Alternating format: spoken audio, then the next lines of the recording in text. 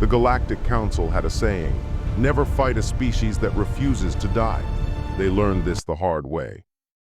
When the Xel'thari Armada arrived at Earth with their quantum shredder warships, they expected what every conqueror expects: a quick victory, a new slave world, resources to plunder. They had destroyed 17 civilizations in the past century alone. Humanity would be number 18. They were wrong, not because humans had better technology. We didn't. Not because we had superior numbers. We had barely colonized our own moon. They were wrong because they made one fatal mistake. They assumed wounded prey runs away. Humans, we bite back. Admiral Krevnos stood on the bridge of the Sovereign Devastator, watching Earth spin peacefully below. Such a beautiful planet. Blue and green, so full of water, rare in the galaxy. Soon it would be another jewel in the Xel'thari Empire. "Commander," he clicked his mandibles, "begin bombardment of their military installations." "Let's make this quick." The first plasma torpedoes screamed through Earth's atmosphere at dawn. They struck military bases in North America, Europe, Asia. The destruction was absolute. Millions died in the first hour. The Xel'thari monitored human communications, expecting pleas for mercy, offers of surrender. Instead, they heard something that confused them: laughter. Dark, bitter laughter. Did they just laugh? Krevnos's second officer tilted her triangular head. "Translation error," Krevnos dismissed it. "Prepare for ground invasion." This will be over by nightfall. He had no idea how right and how wrong he would be. In a bunker beneath the Rocky Mountains, President Sarah Chen stood before a holographic display of the burning world. Her Joint Chiefs surrounded her, their faces grim but determined. "Madam President," General Ramirez spoke quietly, "we've lost 70% of our orbital defenses. Our carriers are burning. They're technologically superior in every way. Every way that matters to them," Chen corrected. She pulled up footage from World War II, the Vietnam War, Afghanistan, Ukraine. "They've studied our technology, our weapons, our tactics, but they haven't studied our history." She turned to face her commanders. "They think they're fighting a military. They're not. They're fighting 7 billion survivors who just watched their home burn. They're fighting parents who just lost children. They're fighting children who just became orphans." "What are your orders, ma'am?" Chen's smile was cold. "Give me back my planet." "I don't care how." The word went out through every remaining channel. No surrender, no retreat, no mercy. Humanity went to war the only way it knew how, with everything we had. The Xel'thari ground troops learned their first lesson in New York City. Sergeant Thelker led his squad through Manhattan, weapons ready. The city was eerily quiet. Buildings stood like silent monuments, windows dark. Their scanners showed no life signs. "Where are they?" a young soldier whispered. The answer came from everywhere at once. Sniper fire from the 40th floor, IEDs buried in subway tunnels, Molotov cocktails raining from rooftops. Humans emerged from sewers, from rubble, from places no scanner could detect because human bodies registered as non-threatening life forms to Xel'thari technology. They used hunting rifles. Kitchen knives, baseball bats, anything that could kill. "They're not soldiers," Thelker screamed into his comm as a teenager, a child, charged him with a machete. The response from command was cold. "They are now." Within 3 days, the Xel'thari lost more troops in urban combat than they had in their last 5 wars combined. They withdrew from cities, declaring them strategically irrelevant. But humanity didn't fight for strategy. We fought for every street, every building, every inch of soil that belonged to us. Chapter 4, The Weapon They Didn't Expect. Admiral Krevnos received a transmission that made no sense. "Sir, the humans have launched. Musicians, artists." "Civilians, what?" A human broadcast came through. A woman with a guitar singing in a bunker somewhere. Her song was simple, haunting, about loss and defiance and hope. Within an hour, it was everywhere. Every radio frequency, every network, every speaker that still worked. Then more songs, more art, messages of resistance. Stories of ordinary people doing extraordinary things. A teacher in Shanghai organizing neighborhood defense. A doctor in Mumbai operating in a basement while bombs fell. A farmer in Kansas using his tractor to ram a Xel'thari transport. They're using culture as a weapon. Krevnos's tactical officer was baffled. Ignore it. Focus on military targets. But they couldn't ignore it, because every song, every story, every message made humans fight harder, made them braver, made them believe they could win. The Xel'thari had never faced an enemy that weaponized hope. Week 3 of the invasion. Human engineers reverse-engineered crashed Xel'thari ships. We didn't understand their quantum drives or their plasma weapons, but we understood enough. In a garage in Detroit, a mechanic named Marcus Thompson figured out how to jury-rig a Xel'thari energy cell to a pickup truck. It exploded the first time. The second time it worked. By the third time, he was building them for his entire neighborhood. In a lab in Bangalore, scientists discovered that Xel'thari shields couldn't stop projectiles moving below certain velocities. Crossbows, arrows, ancient technology became cutting-edge again. In Tokyo, a teenage hacker cracked their communication protocols using nothing but a laptop and spite. They're adapting too fast, Krevnos received report after report. Every tactic we use, they counter within days. Every weapon we deploy, they find a weakness. This species shouldn't be capable of this.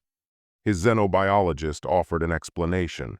Sir, their evolution was different. They didn't develop in a stable environment. Their homeworld was hostile. Ice ages, predators, diseases, natural disasters. They survived by adapting faster than anything could kill them. So what do? Pray to whatever gods you believe in that we didn't just wake up something worse than us. Month 2. The Xel'thari controlled Earth's orbit and 40% of the surface. Humanity controlled the rest and was taking more back every day. In Geneva, a joint human strike force did the impossible.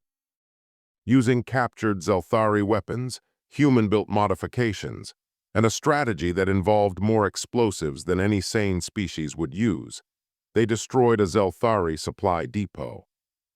The blast was visible from space. They're insane, Krevnos whispered, watching the footage. They used nuclear weapons at point-blank range. Their own people died in that explosion. They knew, sir. The transmission before the attack said, "Worth it." That night, Krevnos called an emergency council with his fellow admirals. "We need to reassess," he began. "The projections show we'll win," Admiral Schechter interrupted. "We have superior technology, superior numbers in orbit, and we're losing ground troops faster than we can replace them." Krevnos slammed his appendage on the table. "Do you understand what we're facing? These humans have no concept of acceptable losses. They'll sacrifice everything, everything. I've read their history, they've done it before to each other. And now we've given them a common enemy. What are you proposing?" "Retreat. I'm proposing we recognize a truth the Council won't admit. We can't conquer a species that won't stay conquered." The Xel'thari tried one final strategy, orbital bombardment. If they couldn't take Earth intact, they'd destroy it and move on. The missiles launched at dawn. They never reached their targets. Humanity had been preparing. Every scientist, every engineer, every person with even basic technical knowledge had been working on one project. Surface-to-orbit weapons using captured Xel'thari technology and human ingenuity. They called them "fuck you cannons." The name was crude. The weapons were effective. 90% of the Xel'thari bombardment was intercepted. The 10% that got through caused massive damage, but humanity had learned to dig deep, to shelter, to survive. And then came the counterstrike. Hundreds of modified missiles, rockets, and railgun projectiles screamed up from Earth's surface. They were crude, inaccurate, inefficient, but there were so many of them. 3 Xel'thari cruisers went dark, then 5, then an entire carrier group. In the chaos, a single human ship, A retrofitted space shuttle held together by duct tape, hope, and stolen alien technology, rammed the sovereign devastator. The last transmission from the shuttle was simple: "See you in hell." Admiral Krevnos survived the ramming attack, barely. From a medical ship in high orbit, he watched his fleet retreat. The Council was furious. "You had superior forces, superior technology. How did you lose to primitives?" "Because," Krevnos spoke slowly, painfully, "they weren't fighting a war. They were fighting for survival, and there is no species in this galaxy more dangerous than one fighting for its existence." He pulled up a final report. "They lost over 2 billion people. Their cities are in ruins, their atmosphere is poisoned in places, their economy is destroyed. And do you know what they're doing right now?" The Council waited. "Rebuilding, planning. Getting ready for the next fight, because they assume we'll come back, and they're preparing to hurt us worse next time." He closed the transmission with a warning: "Mark Earth as a forbidden zone. Add humanity to the list of species never to engage, because the only thing worse than fighting humans when you wound them is fighting humans after they've healed." The human delegate stood before the Galactic Council for the first time. She was young, scarred, and carried herself like someone who had seen hell and walked back out. "We're here to discuss trade agreements," she began. The Council members shifted uncomfortably. They had voted to leave humanity alone, to let them develop in peace, to never ever provoke them again. "But first," the delegate continued, "I want to be clear about something. You came to our home. You killed our people. You made us into something we never wanted to be: warriors, survivors, monsters, some of you called us." She smiled. It didn't reach her eyes. "You're right, we are monsters. We're the species that fought your best military and won with duct tape and spite. We're the species that refuses to die. We're the species that will burn our own world before we let someone take it from us." She leaned forward. "So yes, let's talk about trade. Let's talk about peace. Let's talk about cooperation. But never ever forget what happens when you wound something that doesn't know how to give up. You get humanity, and we bite back." The Xel'thari invasion of Earth lasted 73 days. They controlled our orbit. They had better weapons, better ships, better technology, but they didn't have our rage, our determination, our absolute refusal to accept defeat. They learned what every predator eventually learns. The most dangerous prey isn't the strongest or the fastest. It's the wounded one, the one that has nothing left to lose. The one that will take you down with it, no matter the cost.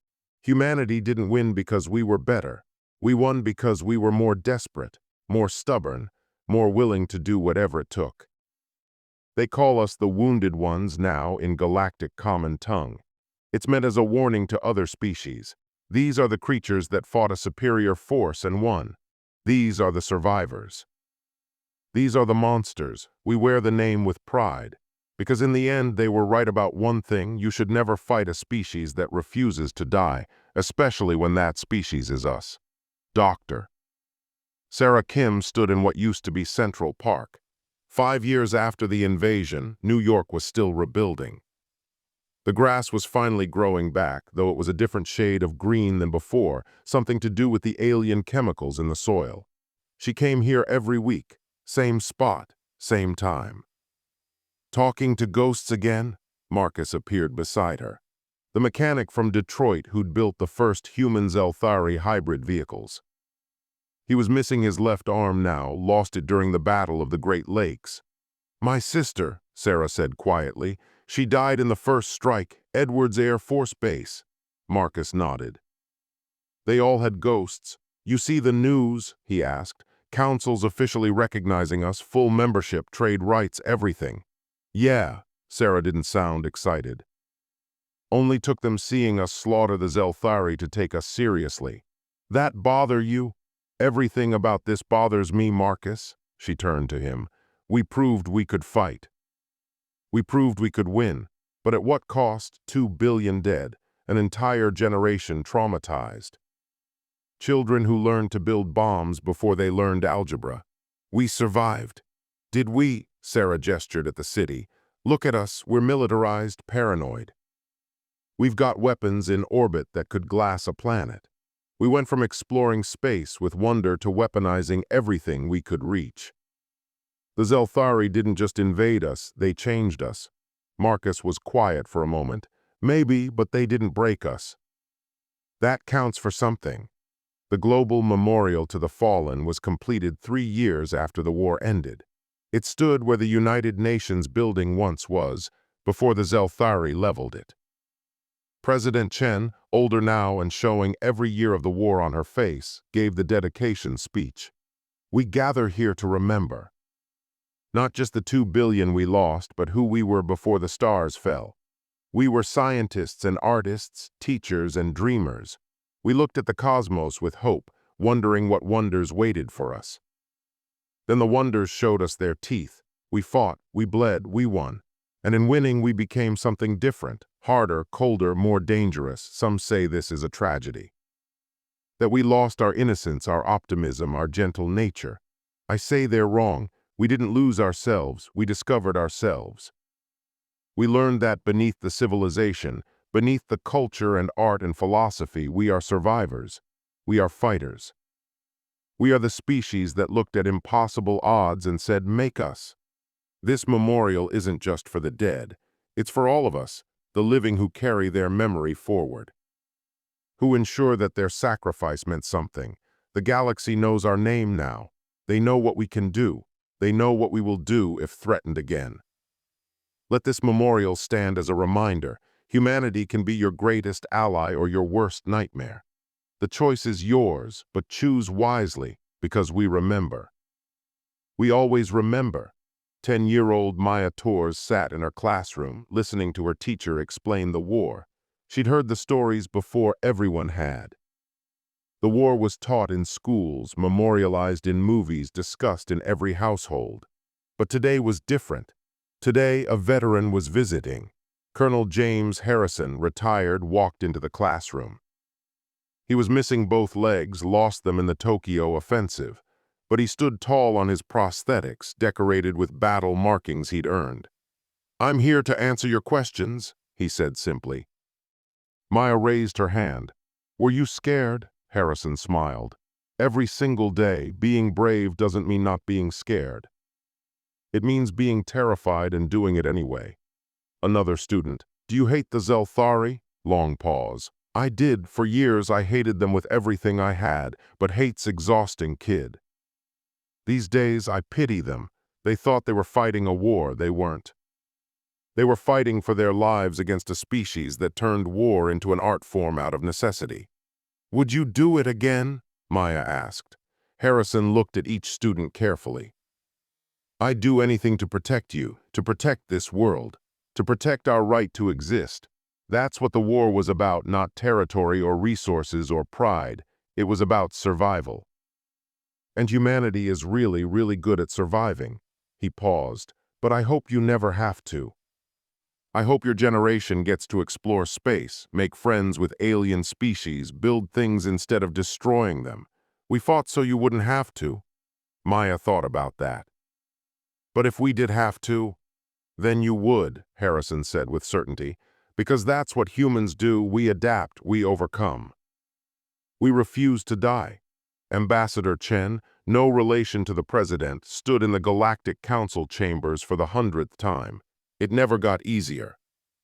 The other species watched her with a mixture of respect and fear. Humanity's reputation preceded them. "The Krill Confederation has requested military assistance," the Council Arbiter announced. "They're facing a hostile invasion from the Dresh Collective." All eyes turned to Chen. "You want us to fight," she said flatly. "You are effective." Chen laughed bitterly. "Effective. That's one word for it." She stood. "Let me be clear, humanity didn't enjoy what we had to do. We didn't celebrate becoming killers. We did what we had to do to survive. But you're good at it." "Yes," Chen admitted. "We're very good at it, and that terrifies us more than it terrifies you. Because we know what we're capable of now. We know how easily we can become the monsters we fought against." "So you refuse?" "I didn't say that." Chen pulled up holographic data. We'll help the Krill, but on our terms. We send military advisors, not armies. We teach them to defend themselves. We share technology. We help them become strong enough to protect themselves. Why? Because the galaxy doesn't need more humans. It needs species who can defend themselves without becoming like us. War machines. Professional survivors, the species so dangerous that even you're afraid of us. The council was silent. We'll help, Chen continued, but we'll do it our way, building up, not tearing down. Protecting, not conquering. Because if there's one thing humanity learned from the war, it's this. Having the power to destroy everything doesn't mean you should. But the truth was more complicated. In military bases across Earth and her colonies, humanity was preparing. Not for conquest of Euros, for defense. Always defense. General Maria Rodriguez oversaw the orbital defense grid of Euros, a network of satellites, weapons platforms, and automated defenses that could sterilize approaching fleets. Overkill, some called it. Insurance, Rodriguez called it. Ma'am, her aide reported, the new dreadnought is ready for testing. Rodriguez reviewed the specs. A warship built with human engineering and reverse-engineered Xel'thari technology. It could take on a small fleet single-handedly. Good, she said. Build 9 more. Ma'am, that's excessive euros. Is it? Rodriguez turned sharply. We won last time by sheer determination and luck. If someone comes again euros, and someone will. Eventually euros, I want them to look at Earth's defenses and decide it's not worth the effort. So we're becoming the thing we fought against? No, Rodriguez said firmly. We're becoming the thing that can't be invaded again. There's a difference. The Xel'thari wanted to conquer. We want to be left alone. If building an armada ensures that, then we build an armada. She looked out at Earth, beautiful and scarred. Never again, that's not a wish. It's a promise. In a university on Marsa Euros, humanity's first off-world colonia Euros, Professor David Okonkwo taught xenopsychology. Humans are a paradox, he explained to his class. We're the species that writes poetry about peace while building weapons of mass destruction. We're the species that will die to save a stranger's child but will burn a world to protect our own. How do other species see us? A student asked. With confusion, Okonkwo admitted. We don't fit their models. Most species are either predators or prey, warriors or scholars, aggressive or peaceful. We're all of it. Simultaneously, he pulled up footage from the Wara Euros, side by side with footage of human aid workers helping Xel'thari war orphans. We fought them brutally, showed no mercy on the battlefield. Then when it was over, we sent medical supplies to their homeworld. We helped rebuild their infrastructure. We offered peace. Why? Because that's what humans do. We compartmentalize. The Xel'thari military were enemies. Xel'thari civilians were victims of their own government's stupidity. We can hate the army and pity the civilians. We can destroy and create, often on the same day. Other species can't do that. Most find it incomprehensible. You're either enemy or ally, friend or foe. The idea that you could be both depending on context, that's uniquely human. Is it a strength or weakness? Okonkwo smiled. Yes. Maya Torres, now 15, wrote an essay for her history class. It won a galactic competition. The wounded ONES, who we are by Maya Torres, they call us monsters, warriors. The species that won't die, they're right, but they're also wrong. Yes, we fought back when invaded. Yes, we weaponized everything we could reach.